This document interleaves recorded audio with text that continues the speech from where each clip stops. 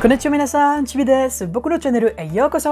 Bienvenue à tous les amis dans cette toute nouvelle vidéo. Aujourd'hui, on va parler des quelques petits achats manga nouveaux que j'ai fait entre le mois de janvier et le mois de la fin avril du coup. Alors comme je vous l'avais expliqué dans la vidéo, je n'avais pas un budget illimité malheureusement pour mes achats manga. Du coup, j'ai pris uniquement les séries qui me tenaient les plus à cœur, ainsi que quelques one-shots. Comme ça ne m'engage pas dans des séries interminables de 10-20 tomes où je prends les 3 premiers et que je les lis 20 ans après avant de racheter la série. Donc je me connais dans mes lectures. Normalement ce n'était pas prévu l'ordre de ces vidéos-là. Hein. J'avais annoncé lors de la vidéo des achats manga du Japon que la prochaine ce serait sur les mangas d'occasion. À la place il y a une vidéo sur Boruto, mais il se passait quelque chose d'important dans le manga, du coup je me suis mis à jour. Il y a eu la vidéo sur les achats collector et en fait je me suis rendu compte que j'essaie d'instaurer une logique dans mes vidéos. Et donc la vidéo occasion arrivera même en dernière, puisque je pense qu'il est nécessaire que vous voyez ma vidéo achat manga nouveau pour comprendre la prochaine vidéo, qui sera la vidéo de mon bilan lecture entre décembre et avril, pas janvier et avril, vraiment entre décembre, parce que le dernier bilan lecture, c'était en novembre, si vous vous rappelez. Et donc on découvrira ça tous ensemble dans la prochaine vidéo. Du coup maintenant, place aux achats manga, c'est parti, on ne perd plus de temps. On va commencer par les deux premières séries que j'attendais le plus en 2023. Il y a tout d'abord le tome 9 de Sexy Cosplay Doll. Enfin, je crois qu'on a 1 ou 2 tomes par an maximum, tellement que c'est lent, mais en même temps au Japon, je crois qu'ils sont au 10e tome, donc ça suit plus ou moins le rythme. C'est un manga, pour ceux à qui j'en ai déjà parlé, c'est un manga sur le cosplay. En fait, qui a des infos sur le cosplay. L'adaptation animée qui s'appelle My Dress Up Darling est vraiment, vraiment cool. Marine Kitagawa qui est dedans, c'est ma waifu préférée, ma waifu numéro 1. J'essaie de trouver une page cosplay où ici voilà le nouveau personnage qui entre en scène, ça peut vous motiver à lire. Donc je vous conseille vivement ce manga. J'ai fait une bulle manga sur ce manga et l'animé, du coup je vous invite vraiment à aller la voir, c'est un chef-d'œuvre qui pour moi mériterait d'être plus connu. Et l'autre achat de cette période, c'est le plus récent, je pense, que j'ai fait. Le tome 13 de World's End Harem, et là on est dans la deuxième saison, le deuxième arc narratif. Pour ceux qui ne connaissent pas World's End Harem, c'est quoi? Eh bien, j'ai la série qui est juste là, ici, un petit peu hors champ. Les 12 premiers épisodes, le tome, pardon, je vous tease ça. Il y a un virus qui a tué tous les hommes du monde, sauf 5. Du coup, il reste que les femmes, le monde est régi par les femmes, et le gouvernement, pour essayer de repeupler, va forcer ces 5 garçons à copuler avec un maximum de femmes, sauf qu'ils ont tous des caractères différents, notamment notre héros, qui va, lui, préférer rester fidèle à ses sentiments pour la fille qu'il aime, et qui refusera les avances de centaines de femmes.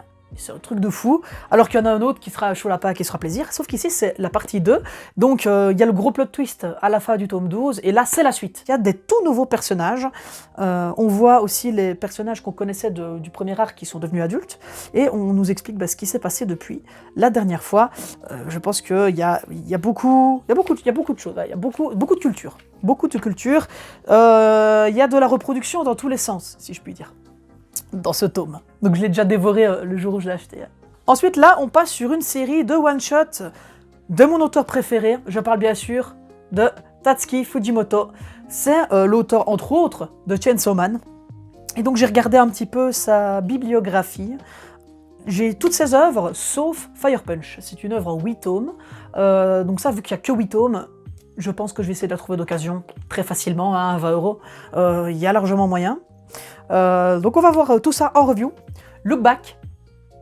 Alors je les ai pas encore tous lus, mais Look Back, vraiment, j'en ai entendu vraiment parler. La fin était beaucoup controversée, et surtout ce qui m'a séduit, c'est qu'il y a très peu de texte. En revanche, il y a des doubles planches vraiment magnifiques, et ici, une double page avec un niveau de dessin, un niveau de détail vraiment phénoménal, et on retrouve bien là, par exemple, on retrouve parfaitement le style des yeux et des personnages de Chainsaw Man. Donc voilà, quand on se met à jour sur un auteur, on aime bien découvrir tout. Ça ici, c'est ces anthologies Donc lorsqu'il avait 17, donc 17-21, il avait entre 17 et 21 ans, et ici c'est toutes les histoires qu'il a écrites entre 22 et 26 ans. Et donc on voit vraiment une évolution dans sa narration, dans la maturité de ses textes, dans la maturité des traits des dessins aussi, dans l'assurance, dans la technique. Donc, il y a vraiment de tout, c'est des histoires courtes. Donc voilà, je vous recommande vraiment ces œuvres-là. Et le chef-d'œuvre qui pour moi m'a plu autant que Chainsaw Man, Adieu Eri. Vraiment, je l'ai lu. Donc pour ceux qui me connaissent, vous savez bien que j'ai fait des études en cinéma comme réalisateur. Et ici, on suit vraiment le point de vue à la première personne. Et si vous voulez, en fait, le manga, c'est, on dirait, une suite de pellicules. Donc toutes les pages sont répétitives et rectangulaires comme ça. Je vais essayer de... je vais aller vers l'arrière, enfin vers l'avant volontairement, pour ne pas vous risquer de vous spoiler les plot twists. Et vous voyez les dessins comme ça, c'est très linéaire, et en fait c'est un effet pellicule. En fait, de base c'est sorti sur internet et il fallait faire défiler vers le bas pour lire le manga, donc c'était plus logique ainsi. Ça fait un peu un effet pellicule, et vraiment le plot twist à la fin, c'est vraiment one shot, toute l'histoire tient là-dedans, et j'ai vraiment trouvé que c'était une pépite, ça m'a beaucoup marqué, et en tant que réalisateur, d'ailleurs ça m'a vraiment chauffé à essayer de détourner un petit peu le scénario pour pourquoi pas essayer d'en faire un court-métrage, parce que cette œuvre mérite qu'on en parle, et aussi il y aura une bulle manga, ça c'est sûr et certain, je suis déjà en train de la préparer, il y aura une bulle manga sur cette œuvre. On passe très rapidement sur l'anthologie des histoires courtes de Jun Mayuzuki. Donc c'est une autrice qui a fait des histoires, c'est un peu de la romance, c'est son anthologie de ses histoires courtes entre 2007 et 2017, et c'est des histoires, donc je les ai lues, il y en a qui sont un petit peu bizarres, mais c'est un peu de la romance du point de vue d'une femme, pour une fois. Donc on voit que les femmes ont un point de vue différent de l'amour, des critères de ce qu'ils recherchent chez les hommes, à quelle fréquence ils pensent, elles pensent à nous. Et j'ai vraiment trouvé, avec une touche de sensibilité, comme ça, de sensualité, il y a des scènes de sexe qui sont plutôt suggestives, voilà, on n'est pas du tout dans la pornographie, on ne voit pas, je pense même pas qu'on voit des tétons, enfin si on en voit, mais ils sont très suggestifs, on ne voit pas de sexe, c'est charnel, c'est romantique, il y a des choses très ambiguës dedans, mais en vrai je vous le recommande. Je vous recommande vraiment cette anthologie. Un tant soit peu que vous êtes fan de romance. Ensuite, le tome que j'attendais depuis 1 an, Love X Dilemma tome 20, série finie en 28 tomes au Japon depuis près de 3 ans, et il reste encore 8 tomes à sortir, et c'est extrêmement long, mais c'est ma romance préférée. J'ai tous les tomes qui sont juste là d'ailleurs. Vraiment, c'est une masterclass. Les dessins sont vraiment beaux, il y a du plot twist.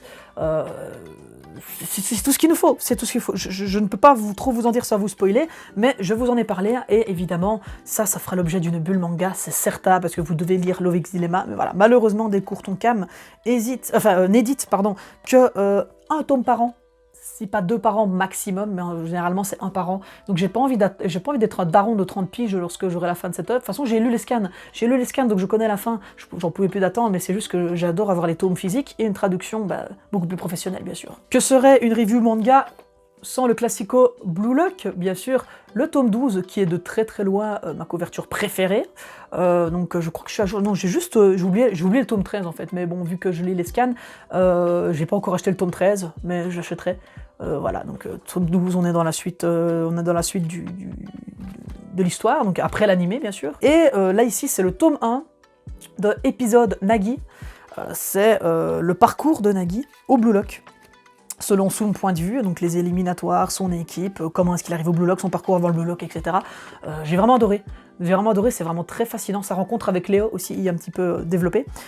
Donc voilà, si vous êtes fan de l'univers de Blue Lock, un petit spin-off qui sera en plus adapté en film en 2024, en même temps que la saison 2, donc vraiment hâte de voir ce que ça va donner. On arrive tout doucement vers la fin avec le tome 9 de Rent a Girlfriend. Il y a beaucoup de romance, ça j'ai remarqué, il y a beaucoup de romance dans cette vidéo, mais voilà, ça fait plaisir. Donc ça, il y a un tome qui sort tous les 3-4 mois, je dirais. Donc moi j'aime bien me mettre à jour. Là on en est en cours de saison 2 dans l'animé en termes du scénario. Et il y a le tome 10 qui sort très bientôt, au moment où je fais la vidéo. Et la saison 3 qui est annoncée pour juillet 2023, et ça j'ai vraiment hâte. Et c'est même assez rare qu'une romance soit adaptée limite à presque une saison par an, ou presque tous les 2 ans en fait. D'habitude le rythme est beaucoup plus long que ça.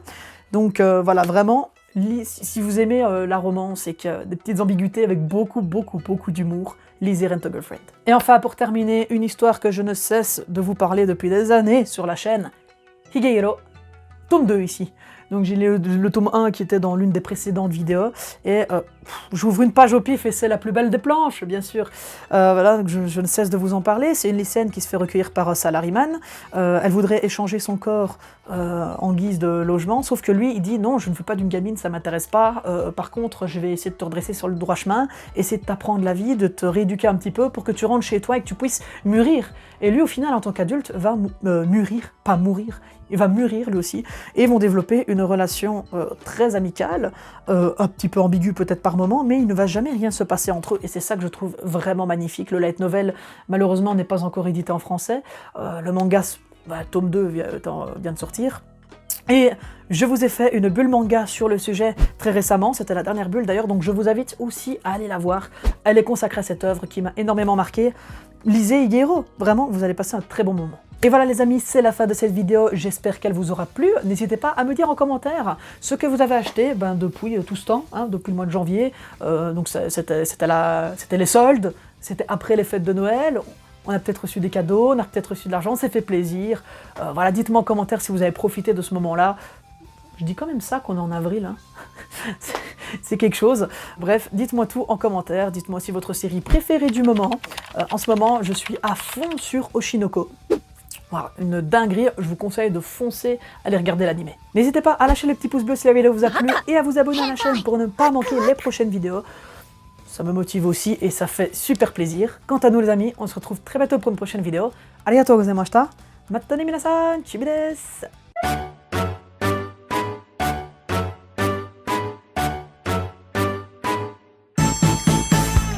とある国の隅っこにおっぱい大好きドラゴン住んでいるお天気の日はおっぱい探してお散歩だドラゴンドラゴンおっぱいドラゴンもみもみチューチューパフンパフンいろいろなおっぱいあるけれどやっぱり大きいのが一番大好きおっぱいドラゴン今日も飛ぶ